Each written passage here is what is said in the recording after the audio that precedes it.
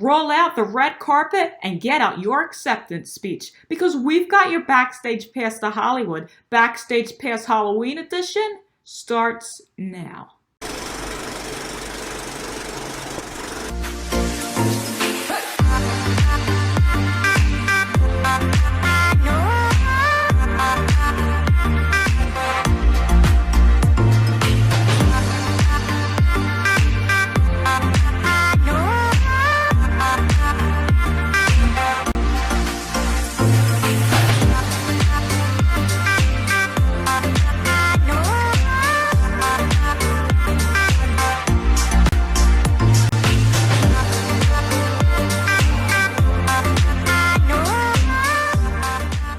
Hi everyone, welcome to Backstage Pass, where we give you the insider scoop on everything entertainment. My name is Jerry Ann Tripodi. And under this handsome disguise, I'm Jonathan Colella.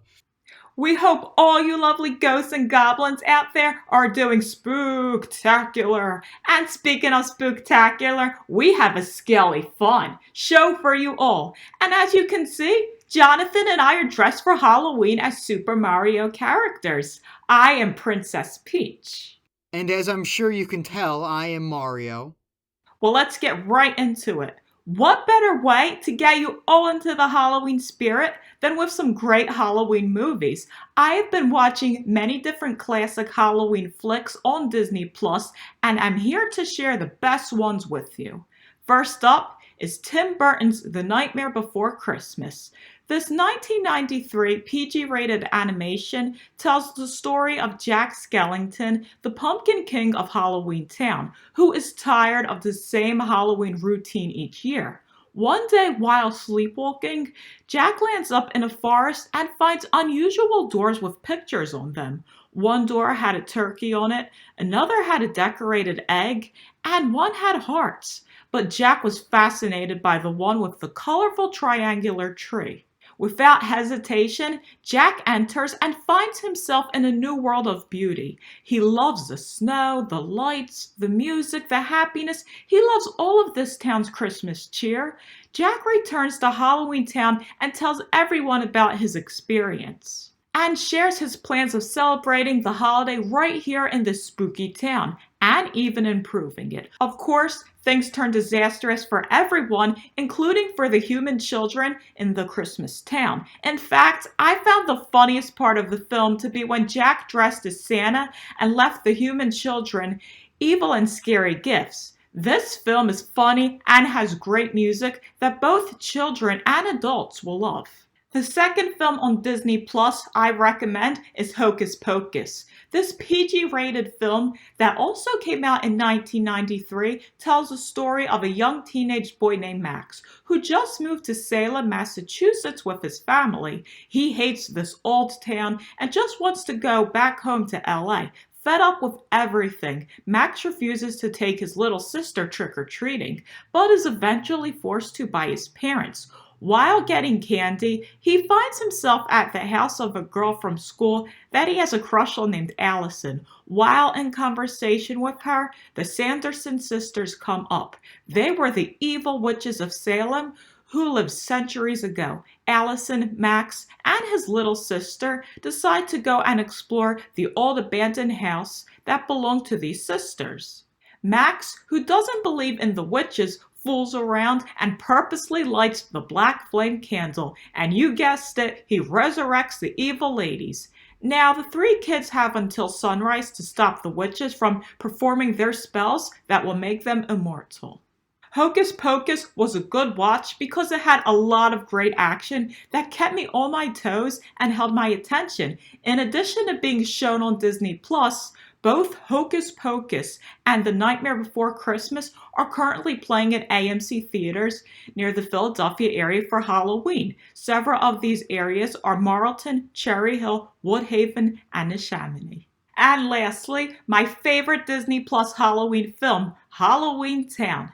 This 1998 PG-rated film tells the story of Marnie, a young teenager who is very upset that her mother, Gwen, won't let her and her younger siblings celebrate Halloween. Better yet, they aren't even allowed to talk about the spooky holiday or anything that involves magic. On Halloween night, the family receives a surprise visit from their grandmom Aggie, who was played by the late Debbie Reynolds.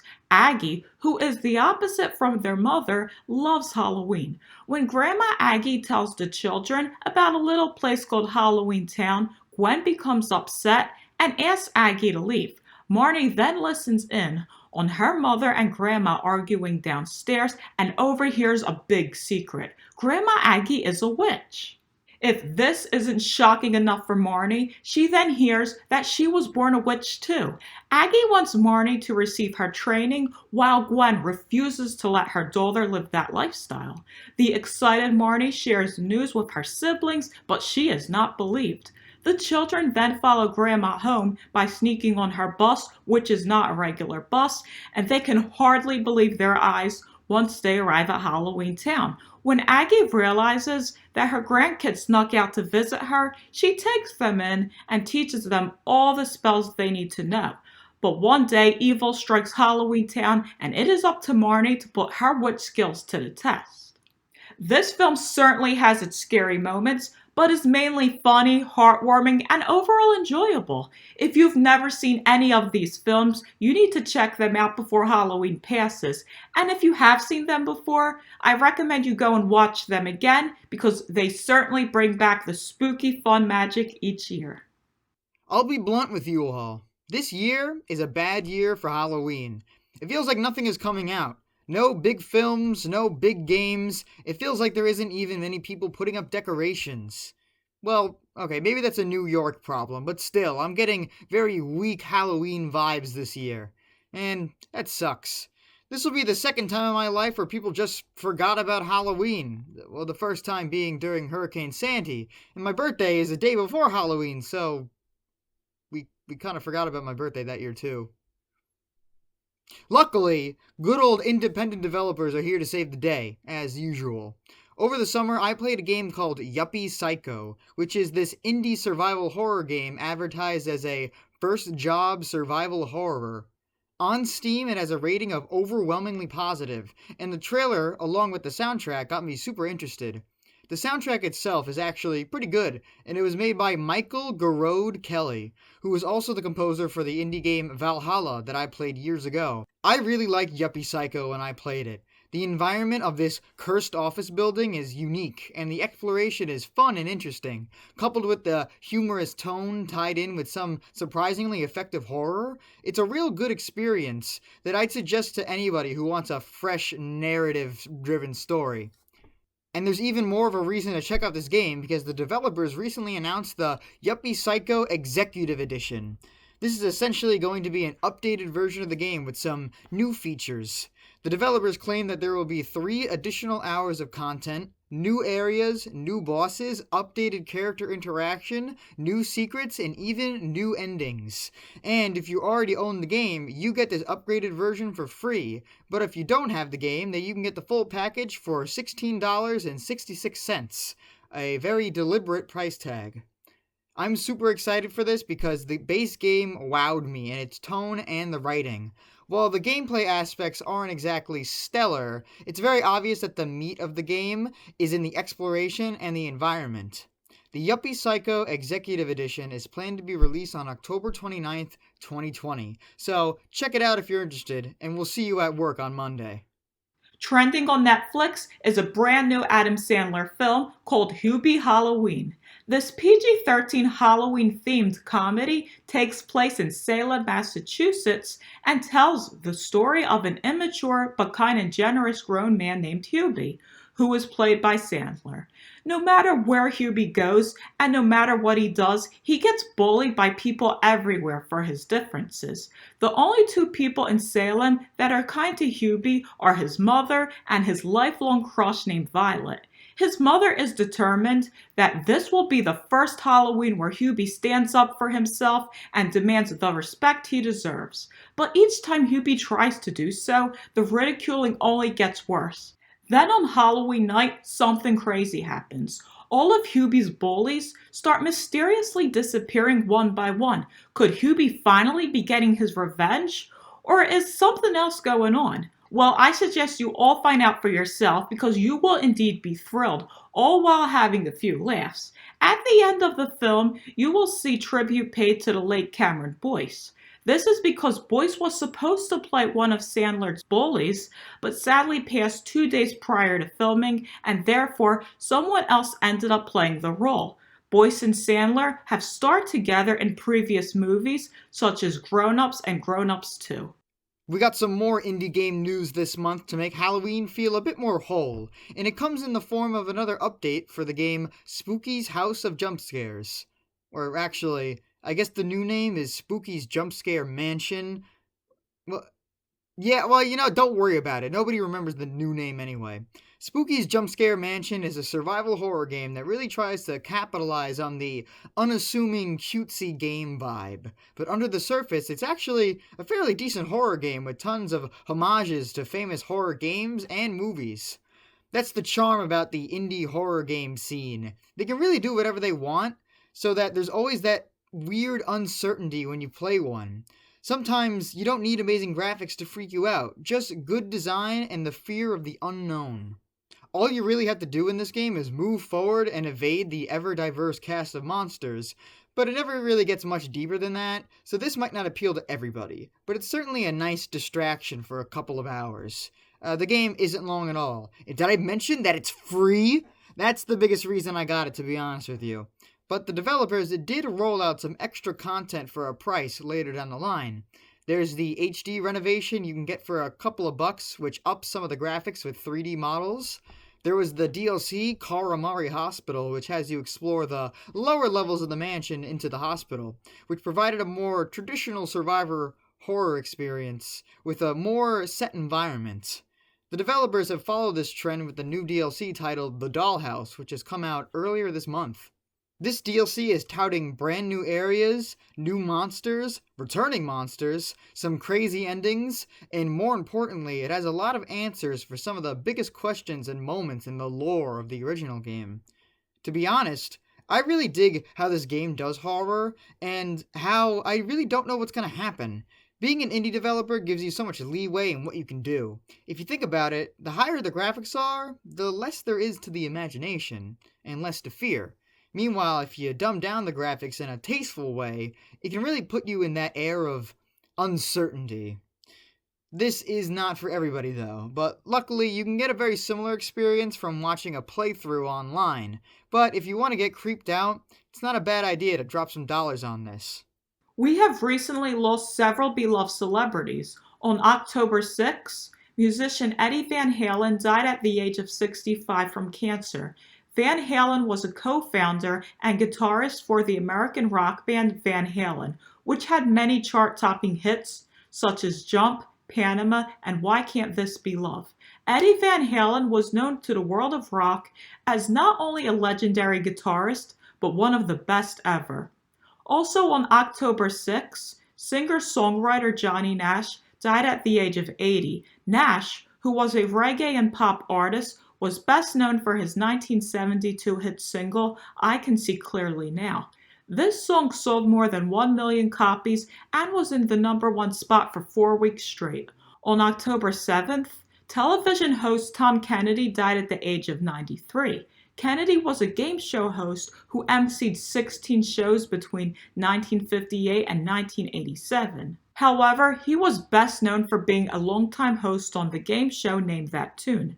Lastly, on October 12th, actress Conchata Farrell died at the age of 77 due to complications from a cardiac arrest she suffered earlier this year. Although she has starred in a number of films, such as Erin Brockovich and Edward Scissorhands, Farrell was best known for playing Berta, the housekeeper in the long-running sitcom 2.5 Men.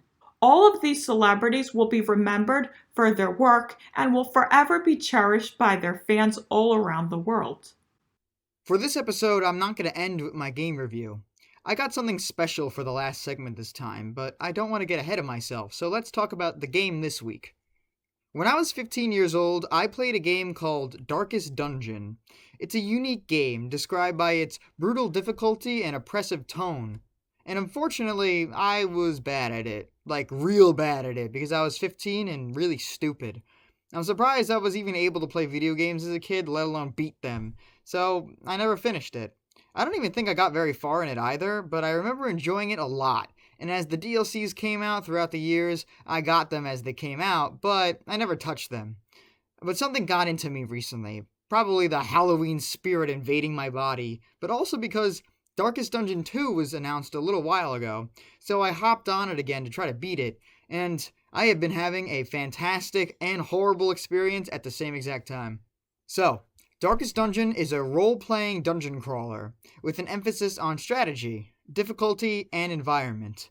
You play as the heir to the main location, the estate, which you inherit after getting a letter from a character called the Ancestor, who has run the estate and the whole countryside into the ground due to his progressively worse experiments and ambitions involving ancient power slumbering in the catacombs beneath the manor.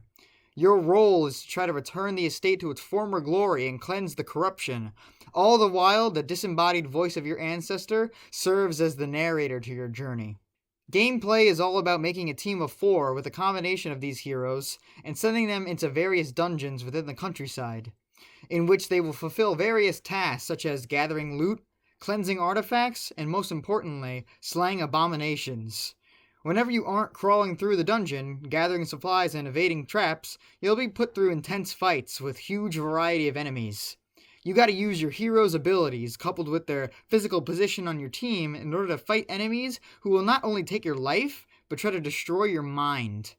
Because in Darkest Dungeon, there is 2 things you gotta worry about: your health and your stress. Stress is the staple mechanic of this game that sets it apart from the others. It's one thing when the enemy assaults you with a physical weapon, but when the madness of the situation reaches your heroes, that's the real problem. Events within a dungeon can increase stress as well as enemies and their abilities. And when your heroes get too stressed out, they crack under the pressure and get an affliction. Their stats get lowered substantially and they will begin to act out in different ways depending on what affliction you get. They may become selfish, refusing to take certain actions or heal others. They may become abusive, insulting and causing stress to your other heroes, as well as occasionally lashing out and attacking them. Or maybe they'll become irrational and become unpredictable, constantly babbling nonsense and making everything worse. If your stress builds up too much even after that, your hero will have a heart attack and be near death. If you're lucky, however, your hero will be able to rise to the challenge and gain a virtue, which increases your stats and gives you beneficial effects instead. These mechanics make the game interesting and every scenario unique, but still intense. You really gotta play around with your heroes to try to make the best team composition with who you have now. You can't just keep using the same heroes over and over again because they need time to relieve their stress. The horror aspect of the game comes in the heavy influence of cosmic horror, the type of horror pioneered by H.P. Lovecraft that focused on incomprehensible horrors and the insignificance of human life compared to the rest of the universe. A major theme of the game is madness and hopelessness. Every time you launch the game, there is a message informing you that you will fail quests. Heroes will die, and when they die, they're gone forever. It's all about making the best of a bad situation, even when things go horribly wrong. The music doesn't even seem remarkable at first, but something really interesting is that the darker it gets in the context of the game, the more scary and just corrupted the music becomes. This is all coupled with the voice of the ancestor to narrate everything. His deep and articulate voice along with that poem-like writing just gets you in the mood. He mostly comments on the horrible things happening, but sometimes you get lucky. You get a critical hit on an enemy. You uncover some great treasure, or maybe you get some dumb luck. And his voice praises you and makes you feel all powerful. Those are the best moments of the game, hands down. When you're in a tight spot and you think it can't get any worse, you get that stroke of luck that carries you to the end, and it is so good. The game is definitely not for the faint of heart. Not because it's scary or anything, it has horror themes, but it's not scary. It's really a strategist's nightmare. In the good way, obviously. You gotta use your head and take things on tactically, but also be humble enough to retreat and cut your losses. When I was a kid, I did not have that ability. which explains why so many of my heroes died, and also probably why I stopped playing for like 4 years. But I'm really glad I picked it up again, and I can't wait for Darkest Dungeon 2 to come out. The game can be a bit grindy, and I also don't suggest activating the Crimson Court DLC until you're really good at the game, but I think those are relatively small complaints in comparison to the bigger picture. Definitely check out this game if it seems like it's something you're into, and try not to rage too hard when you get cursed with some bad luck. Just turn off the game and take a break. But don't take a 4-year break. That's what I did.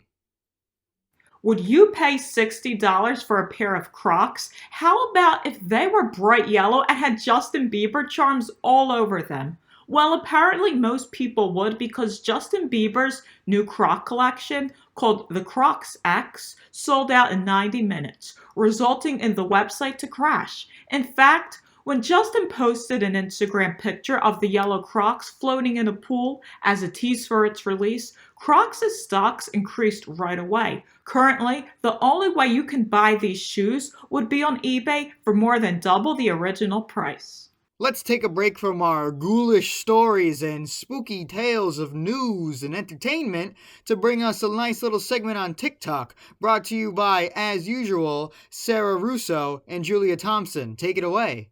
Welcome back to TikTok Terrace, where we touch upon all things TikTok. I'm your host, Sarah. And I'm your host, Julia. And our first trend for this week is a mashup of two songs that has absolutely been blowing up for the last, I think, 2 weeks. Mm-hmm. And it is a mashup between I Write Sins Not Tragedies and Watermelon Sugar. And this trend can fit for literally everything. People have mashed it to fit every single situation possible. And the main part of the song that they use, it's a full song someone made, a mashup between the two. And the part that is being used on TikTok the most is Watermelon, No. It's hilarious. It's a great sound. As I said, everyone is using it for everything possible, and we will show you an example of one of the ways someone is using it now. What a beautiful wedding, says a bridesmaid to the waiter. What a shame the poor groom's bride is all watermelon. No, I chime in with a haven't you people ever heard of? The next trend we're going to talk about is one that is blowing up on TikTok. It started as an Instagram filter. It wasn't even a TikTok filter, and people were just videoing it and then putting it into TikTok with a sound. And it's the time warp scan filter, where a green line just travels across the screen, and it takes, like, I guess they're screenshots or like snippets of the screen. Yeah, it's like a still photo. Yeah, as it goes across. And this trend has blown up. People are doing it like to see if their hands shake. They're doing it like the video you're going to see in a couple seconds. They're doing it to reach things. People are doing it to change their height. People are getting really funny with it and like morphing their faces into ways, or like opening their eyes and then like letting it get to here and then like smiling or doing a straight face. So this trend has really gone in so many different directions and we love it. So here's the video.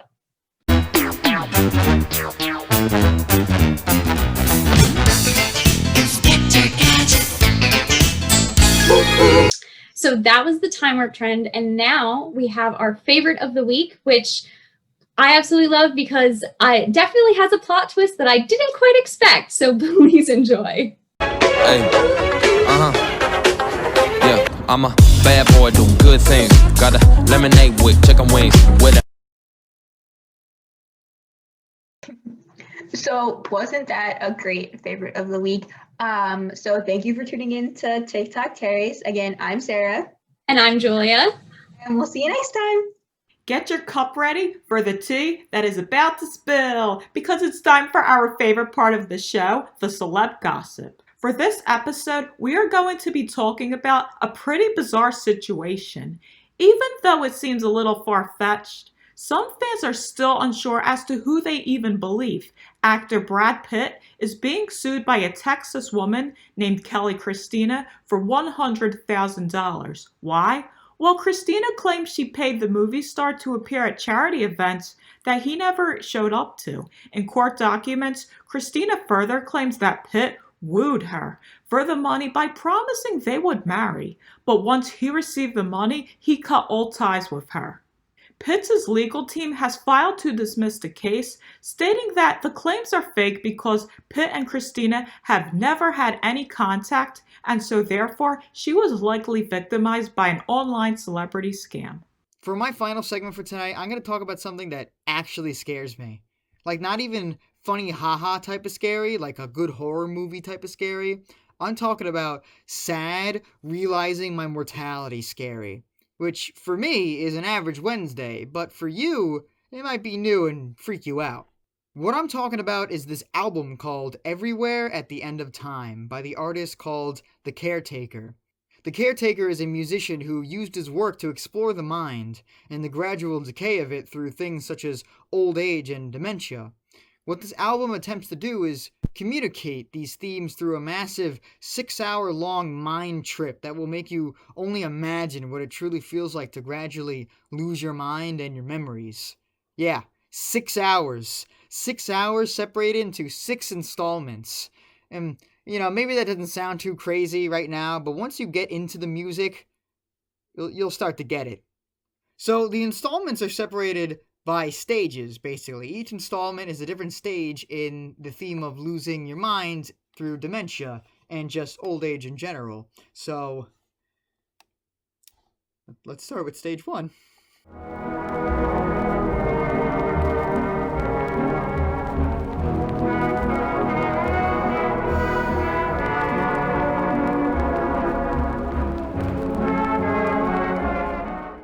So a lot of this music is made from samples of classical ballroom pop recordings.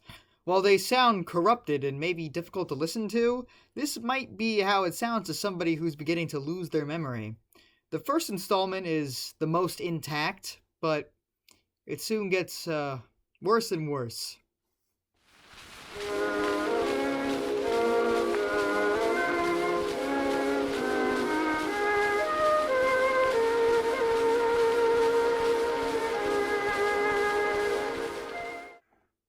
So stage 2 is similar to stage 1. Nothing crazy yet, but things start to sound more and more distant, more far away. Like, you're familiar with something, but not completely sure.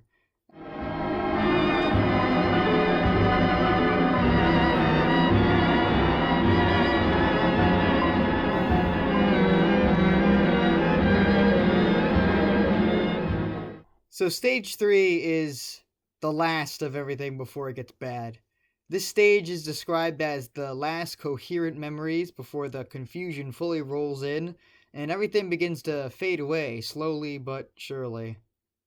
And then stage 4 happens.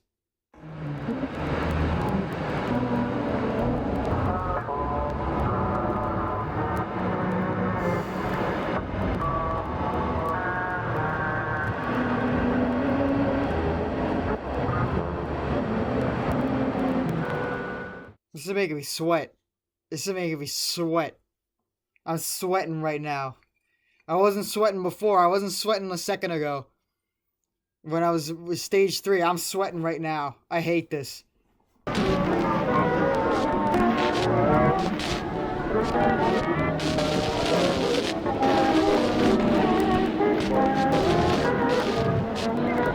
My anxiety just like, I just got a fight or flight response in that.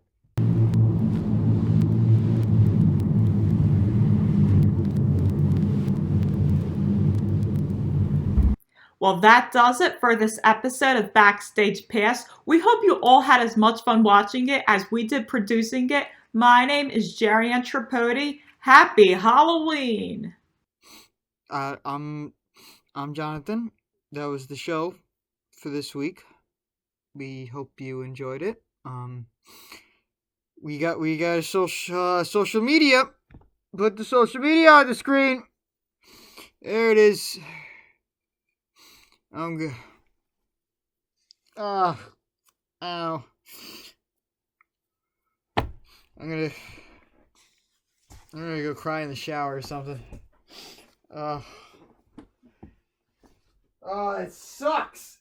Check out our television schedule on the screen. We are on every day. Thanks for watching, and we'll see you tomorrow.